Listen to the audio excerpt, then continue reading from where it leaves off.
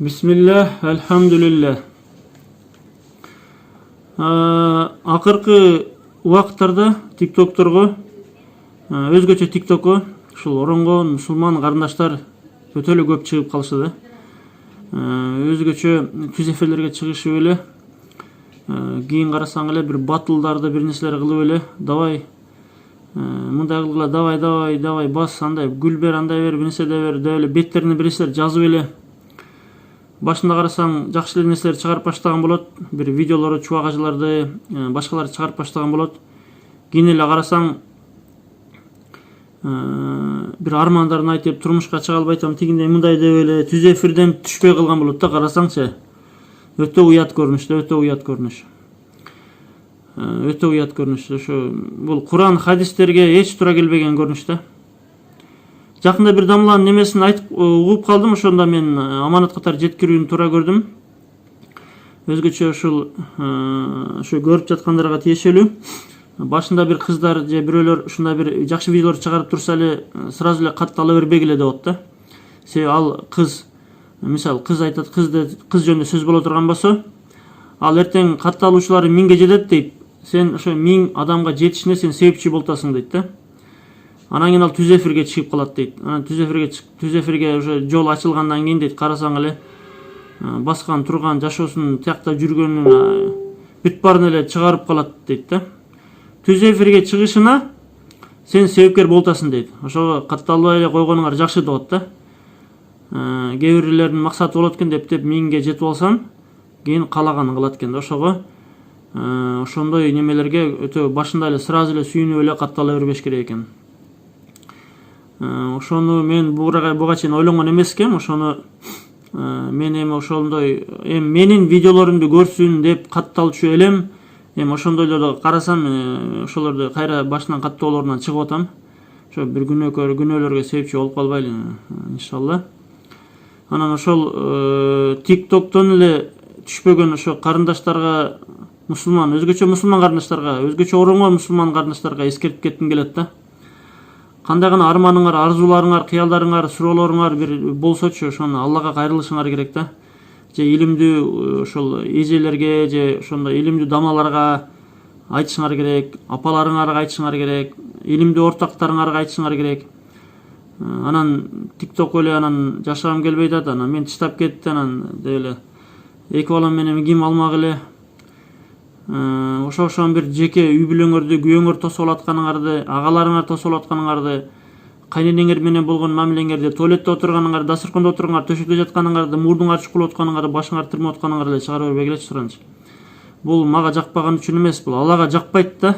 Бул Куран, хадистен далилдерди ошончо жетиштүү эле да. Бул арам деп эле айтып атышат илимдер, арам деп элечи, ошон чыкканда да арам деп эле айтып атышат да. Бул тозокто ошолор эки жүздөлөр, мунафык аялдар, ошолор лицемеркалар, ошолор өзгөчө жүздөрүн сулууланып алышып, косметика боеп алышып чыгып атышат да, кыздарчы. Ошого биздин мойнубузда милдет ошол эскертип коюу гана. Ар ким адам өзүнүн жашоосу үчүн, өзүнүн ахирети үчүн өзү жооп берет. Анан дагы бир нерсе айтып кетчү нерсе, акыл насаат айтсаң эле, өзүң билип алчы, өзүң аялыңа, карындашың билип алчы, анан өзүңөр деп эле ушинтип кайра жооп кайтарган кыздар деле көбөйүп барат да. Уяттуулук бул имандан дейт. Ким уяттуулугун жоготсо дейт, ал иман жоготот дейт да. Алла Таала Куранда айтып атат.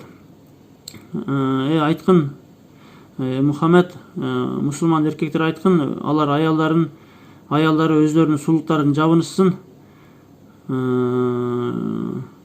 оронушсун дейт да. Назик үндөрү менен сүйлөбөсүн дейт. Назик үндөрү менен сүйлөсө дейт, ниети бузук адамдар дейт, ойлору бузулуп бир туура эмес иштерге барып калышы мүмкүн дейт да. Алар ошондой туура эмес, жанда жеңил ойлуу кыз экен деп, анан туура эмес мамиле кылып албасын, капа кылып койбосун деп атат. Алла Таала Куранда айтып атат. Сүйлөгөндө назик үндөрү менен сүйлөшпөсүн, парданын аркасында сүйлөсүн деп атат да. Алла Таала Куранда өзү айтып атат. Фатима, сенин эгер бир тал чачың көрүнүп калса, мен сага кыяматта жооп бере албайм деп айтып атат да. Алланын элчиси айтып атат. Да бир сахаба айтып атат. үйүнө душмандар бастырып кирип аткандачы аял айтып атат: "Эй, жолдошум, каалайсыңбы? Мен чачымдын бир чекесин ачып коеюн." Душмандар мен чачымды ачылган көрүп дейт, уялып кайра чыгып кетишин дейт. Ошол душмандар, ыймансыздар деле ошондой болгон экен да. Анан ал айтып: "Сахабатчы, сенин чачың көрүнүп калгандан көрө" дейт.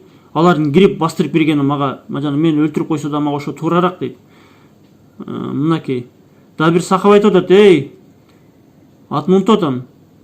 Умар беле ким? Эй, Шамды өчүр" дейт. Тиги кишилер дейт. Шамдан түшкөн дейт. Кимдин? Айшанынбы, Айша энебиздинби ошол көлөкөсү көрүнүп дейт. Шамдын жарыгынан көлөкөсү көрүнүп ошол Айшанын дейт. Аял жөнүндө сөз болуп атат да. Көлөкөсү көрүнүп калбасын деп атат да. Элестетсеңер, сахабалар кандай болуп атат да.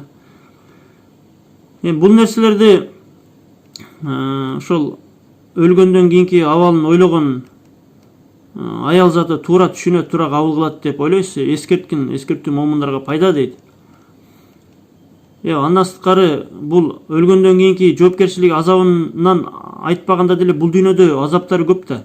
Көз тиет, назар тиет, бирөөнүн сугу тиет. Көз тийген эмнеден? Ошол немеден да көп чочун адамдарга сулуулуктарын чыгара бергенчи. Аял киши мындай соц тармактарга көп чыга берген туура эмес да. Паранжада, никапта жүргөндөр деле соц тармактарга көбөйүп кетишти да. Ошого Алла Таалам эч кимди адаштырбасын. Бул баарыбызга тиешелүү эскертүү. Адам унутчак болот, ошого бирибизди эскертип турушубуз керек. TikTok, башка соц тармактар биздин ахиретибизге жакшылыктарга гана себепчи болсун. Ошо ассаламу алейкум ва рахматуллах. Бөлүшүңүздөр, эскертиңиздер. Ошондой бир туура эмес видеолор көрсөңүздөр, астында пикир калтырыңыздар. Эй, уят, тууганым, уят, андай кылбагыла деп эскертиңиздер. Кайдыгерлерден болбоңуздар, иншалла. Ассаламу алейкум.